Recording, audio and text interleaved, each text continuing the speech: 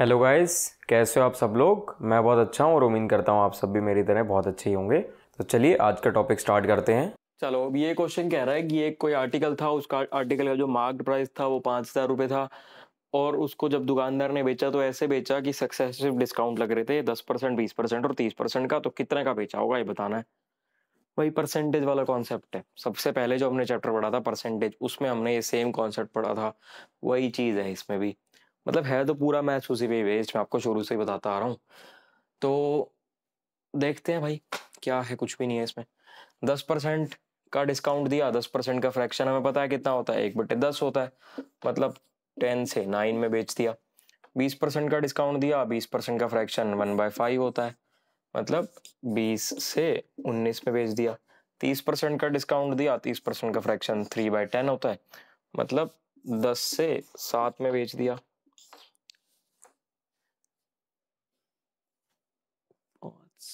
20 से 19 लिख दिया मैं। ये देखो, ये मैंने जो 20 से 19 लिख दिया ना, एक गलती से लिख दिया था। ये 20 से 19 नहीं होगा। 10% का डिस्काउंट 10 से 9 हो गया। 20% का 1/5 होता है, मतलब कि 5 से 4। और 30% 3/10 मतलब 10 से 7। मल्टीप्लाई कर देते हैं। कट तो रहा है लेकिन हमें काटने की जरूरत दिख नहीं रही कहीं, तो हम मल्टीप्लाई कर देते हैं। 500 से हो गया 28 में 252। ठीक है भाई। अब हमारे हिसाब से आ गया कि अगर वो उस चीज का मार्क्ड प्राइस 500 था तो वो 252 का बेच रहा था। लेकिन मार्क्ड प्राइस 500 थोड़ी ना है, मार्क्ड प्राइस तो 5,000 है। मतलब कितने गुना है? 10 गुना है। तो जो भी पूछ रहा है उसको 10 गुना कर दो। हमारे हिसाब से 252 का बेच रहा था, लेकिन हमें तो 10 गुना करना है। 252 को 10 से मल्टीप्लाई कर दो, 2520 का बेच रहा है। खत्म। On purchase of every 3 articles 2 articles are free, find discount percent. बस ये कह रहा है कि 3 आर्टिकल खरीदता है, मान लो 3 मास्क खरीदता है। 3 मास्क खरीदने पे 2 मास्क उसको फ्री मिल रहे हैं। कोई स्कीम चल रही है तो डिस्काउंट कितना मिला? एक किस्म से उसको, एक किस्म से डिस्काउंट ही तो हुआ ना। अगर 3 खरीदने पे 2 फ्री मिल रहे हैं तो कितना डिस्काउंट परसेंट मिला वो बताना। अब 3 खरीद रहा है और 2 फ्री मिल रहे हैं, मतलब कि टोटल कितने खरीद रहा है? टोटल तो खरीद रहा है 5। 3 खरीदने में 2 फ्री मिले, मतलब 5 हो गए ना टोटल। और फ्री कितने मिले? फ्री मिले 2। बस खत्म हो गया सवाल। यहाँ टोटल लिख दो जितने टोटल थे, या फ्री लिख दो जितने फ्री थे, और इसको 100 से गुना कर दो, आपकी परसेंटेज आ जाएगी। 40% डिस्काउंट मिल गया उसको। मतलब कि हम ये कह सकते हैं कि जो परसेंटेज डिस्काउंट होता है वो फ्री अपॉन टोटल इंटू 100 होता है। मतलब फॉर्मूला याद करने की जरूरत नहीं है, फॉर्मूला याद मत करो, लेकिन वैसे ही जनरल सी लॉजिक लगाओ कि टोटल 5 मिल रहे थे, क्योंकि 3 तो खरीद रहा था, 2 फ्री मिल रहे थे। टोटल यहाँ लिख दो और 2 उसको जो फ्री मिल रहे थे वहां लिख दो। खत्म हो गया सवाल। यही तो होता है ना discount. Shopkeeper gives 20% discount and 1 article free for purchase of every 4 articles, find overall discount percent. मतलब एक 20% डिस्काउंट तो दे ही रहा है, उसके साथ साथ हर 4 आर्टिकल खरीदने पे 1 आर्टिकल फ्री दे रहा है। हर 4 जीन्स खरीदने पे 1 जीन्स फ्री दे रहा है। मतलब 2 बार डिस्काउंट मिल गया। एक बार तो डिस्काउंट पहले मिल ही गया और एक बार यहाँ फ्री दे रहा है। ये भी तो डिस्काउंट ही है। ओवरऑल डिस्काउंट बताओ। पहला डिस्काउंट तो हमें पता है 20% है। दूसरा डिस्काउंट निकालेंगे कितना है। कितने फ्री मिल रहे हैं भाई? 1 फ्री मिल रहे हैं ना। कितने टोटल पे 1 फ्री मिल रहे हैं? मतलब 4 खरीद रहे हैं और 1 फ्री मिल रहे हैं, तो टोटल 5 हो गया। मतलब 5 टोटल पे 1 फ्री मिल रहे हैं। 1/5 किसका फ्रैक्शन होता है? 1/5 20% का ही तो फ्रैक्शन होता है ना। 1/5 इंटू 100 करेंगे तो 20% ही तो आएगा। मतलब पहले भी 20% डिस्काउंट दे रहा था और दूसरी बार जब एक आर्टिकल 4 पे फ्री दे रहा है वो भी 20% डिस्काउंट ही हुआ। मतलब 2 बार 20% डिस्काउंट दे रहा है। 2 बार 20%। अब 2 बार 20% डिस्काउंट का मतलब 40% नहीं होता। 20 जमा 20 40 नहीं लिख देंगे। याद करो पहली क्लास में समझाया था कि एक बंदा 50 प्लस 50% डिस्काउंट दे रहा तो उसने भंडारा नहीं लगा रखा। 50 प्लस 50% का मतलब 75% होता है। याद करो सबसे पहली क्लास परसेंटेज की जो थी उसमें सिखाया था आपको। वही करेंगे इसमें। 20% 2 बार हो गया। 20% का फ्रैक्शन होता है 1/5। 2 बार लगा दो। 5 से 4, एक और बार 5 से 4, मतलब 25 से 16। कितना डिस्काउंट मिला? 9 का डिस्काउंट मिला। कितने पे मिला? 25 पे मिला। 9/25 इंटू 100। लो जी, 36% डिस्काउंट हो गया। टोटल खत्म हो गया आपका सवाल। If a dealer wants to earn 5% profit on offering a discount of 10% on MP, मतलब mark price, find how much percent should he increase cost price to set marks price. एक दुकानदार है वो 5% का फायदा कमाना चाहता है और वो साथ साथ जो उसने एक आर्टिकल का एमआरपी रखा हुआ था उस पर 10% का डिस्काउंट भी देना चाहता है लोगों को। तो ये बताओ कि जो कॉस्ट प्राइस था उससे कितना बढ़ा के मार्क प्राइस रखें, बस ये पूछ रहा है। देखो, cost price, selling price, mark price. सबसे पहले तो देखो प्रॉफिट कितना हो रहा है, 5%। 5% का फ्रैक्शन होता है 1/20, मतलब कि 20 से 21 हो गई चीज।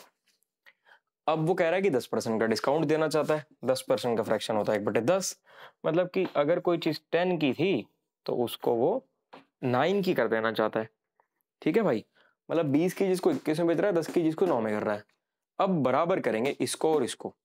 बराबर करने के लिए क्या करेंगे, इधर 21 है इधर 9 है, तो इस पूरी इक्वेशन को 9 से मल्टीप्लाई और इस पूरी इक्वेशन को 21 से मल्टीप्लाई। जब पूरी इक्वेशन को 9 से मल्टीप्लाई करेंगे तो 180 तो आ जाएगा कॉस्ट प्राइस।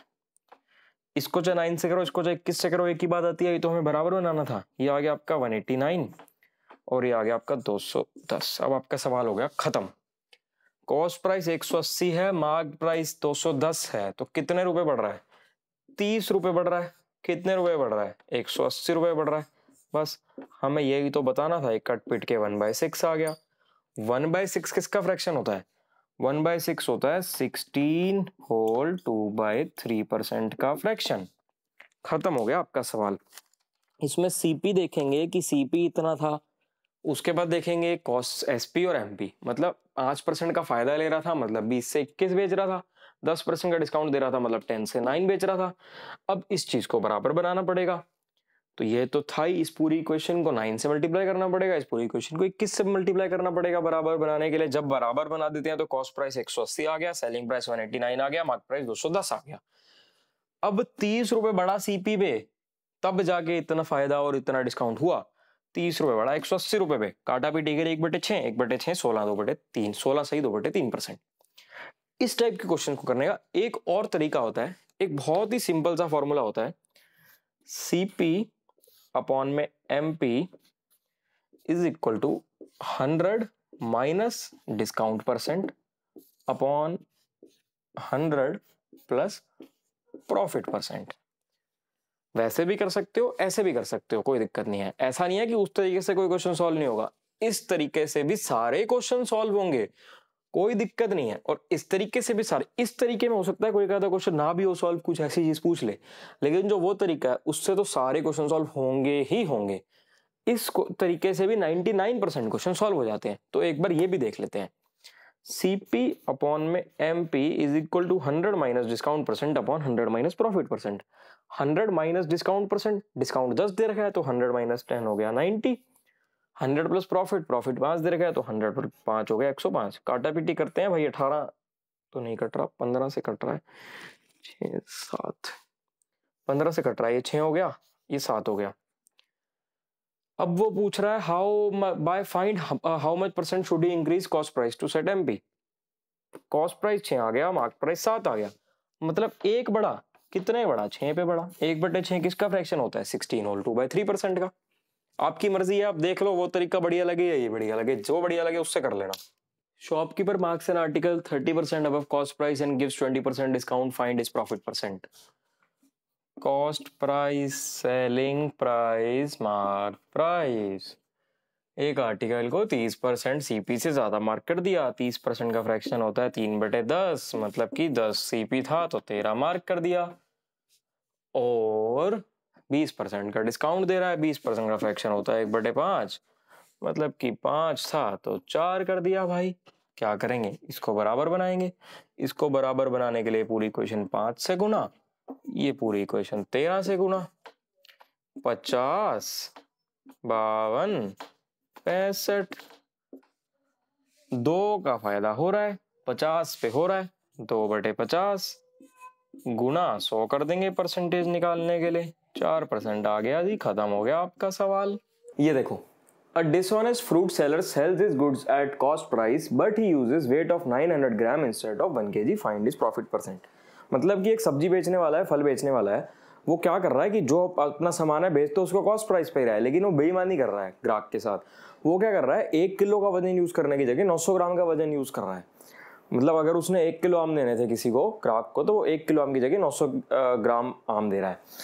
इस टाइप के जब भी डिसऑनेस्टी वाले इस टाइप के कभी भी क्वेश्चन आ जाएंगे, सिंपल सा एक फंडा अपनाना है, जो प्रॉफिट होगा, प्रॉफिट परसेंट होगा save upon give into 100, save upon give into 100, बस ये फंडा अपनाना है। अब देखो इसमें उसने कितना सेव किया, मतलब 1 किलो की जगह 900 ग्राम दे रहा था, मतलब 1000 ग्राम की जगह 900 ग्राम दे रहा था, मतलब 100 ग्राम सेव कर लिया ना उसने। तो ऊपर 100 लिख दो, और कितना गिव किया, 900 ग्राम गिव किया, उतना दिया। अब इंटू 100 हम किस लिए करते हैं, इंटू 100 हम करते हैं परसेंटेज निकालने के लिए, है ना, परसेंटेज निकालने के लिए करते हैं ना। लेकिन हमें तो फ्रैक्शन याद है, हमने तो जो परसेंटेज की हमारी पहली क्लास थी रामबाण वाली, वो बिल्कुल हमारे को रटी हुई है, हमें जरूरत ही नहीं है 100 से मल्टीप्लाई करने की, तो हम फ्रैक्शन से ही कर लेंगे, 100 से मल्टीप्लाई करेंगे ही नहीं। काटा पीटी करेंगे तो इसका फ्रैक्शन बन जाएगा 1/9। 1/9 किसका फ्रैक्शन होता है, हमें बिल्कुल अच्छी तरीके से याद है, 1/9 फ्रैक्शन होता है 11 होल 1/9% का। ये फ्रैक्शन याद होने चाहिए आपको, इतनी प्रैक्टिस करो कि रट जाएं, नींद में भी कोई पूछे तो भी सही बता दो। इस टाइप के क्वेश्चन में एक चीज का ध्यान रखना, सिर्फ वो क्या ध्यान रखना है आपको, ये तो आंख बंद करके लगा देना सेव अपॉन गिव इनटू 100, लेकिन क्या ध्यान रखना है, देखो जो ये सेव और जो ये गिव है ना, वो सेम यूनिट में रखना। जैसे कि सेव कर रहा है यहाँ 100 ग्राम, गिव कर रहा है यहाँ 900 ग्राम, मैंने ये लिखा, इसी को मैं ग्राम की जगह परसेंटेज में भी लिख सकता था। सेव कर रहा था 10%, 1000 में से 1000 ग्राम में से 100 ग्राम सेव कर रहा था, मतलब 10% सेव कर रहा था, और गिव कर रहा था 90%, क्योंकि 1000 ग्राम में से 900 ग्राम गिव कर रहा था। अब ये सेम यूनिट रखने का फंडा किस लिए होता है, क्यों जरूरी होता है, ताकि यूनिट से यूनिट कट जाए। ये परसेंटेज से परसेंटेज कट गया, वही आ गई ना फ्रैक्शन 1/9। यहाँ पे भी ये ग्राम था और ये ग्राम था, तो ये ग्राम से ग्राम कट रहा था। सेम यूनिट इसलिए रखा जाता है ताकि कटे। अगर सेम यूनिट नहीं रखते, मान लो एक ऊपर वाला परसेंटेज में ले लिया, नीचे वाला ग्राम में ले लिया, तो आंसर बिल्कुल गलत आएगा। सेम यूनिट में लेना है, अगर ऊपर वाले को ग्राम में ले रहे हो तो नीचे वाले को भी ग्राम में ही लोगे, ऊपर वाले को परसेंटेज में ले रहे हो तो नीचे वाले को भी परसेंटेज में ही लोगे। अगर आपको हमारी ये वीडियो अच्छी लगी हो तो हमारी वीडियो को लाइक करें, चैनल को सब्सक्राइब करें, अपने फ्रेंड्स के साथ शेयर करें और हमारे चैनल के साथ जुड़े रहें। और हाँ, कमेंट करना ना भूलें। Thank you.